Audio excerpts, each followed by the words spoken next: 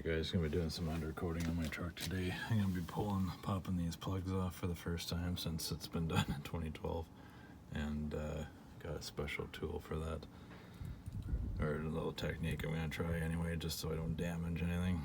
But yeah, I'm gonna spray the fluid film in here because I noticed there is a bit of rust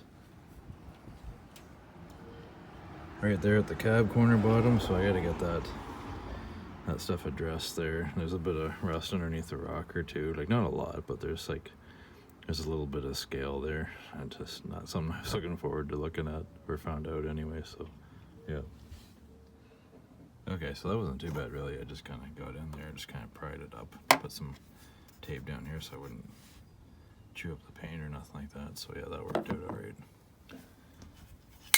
Got a little bit left in this can here. I'll just finish this one off right in here, I think.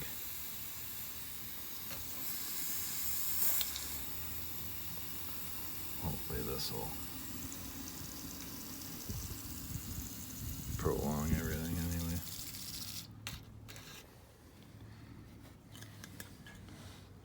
Get back in this way here. This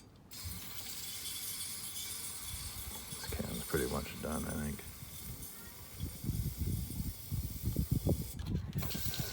Oh shit.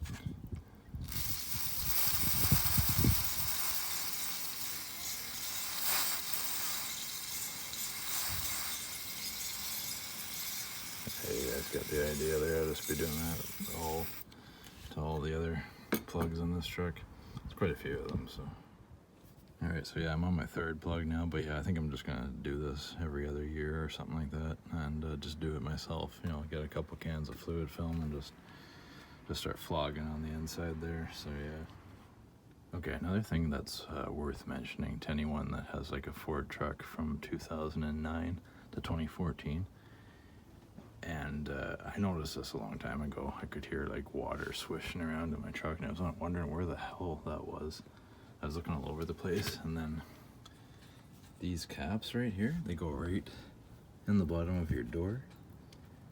This, if it gets plugged up in here, like there's a drain hole right here, and sometimes, I don't know if you can see that or not. You probably can't see it. There's like a little drain hole there. But anyways, they get plugged up, and if they get plugged up, water sits inside these doors and swishes around, so you have to take these caps out for the water to drain. So basically I just left them right out just in case it gets like this one's plugged up just a little bit, but yeah, it's probably better just to leave these caps right out so all the water can get right out of there. So I thought that was worth mentioning if nobody's realized that yet about these trucks. Okay, so usually when I've done this truck before, I try to get all the area, like even I spray the door, like the door latches and stuff on the inside and whatever.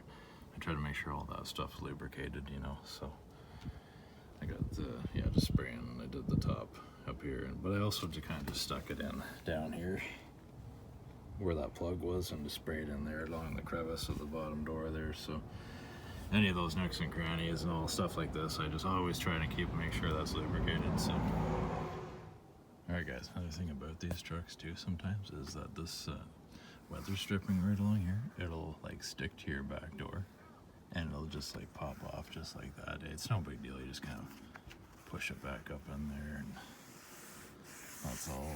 It's a pain in the ass, but I mean, it is what it is, you know. You can't expect perfection out of the manufacturers anymore, so.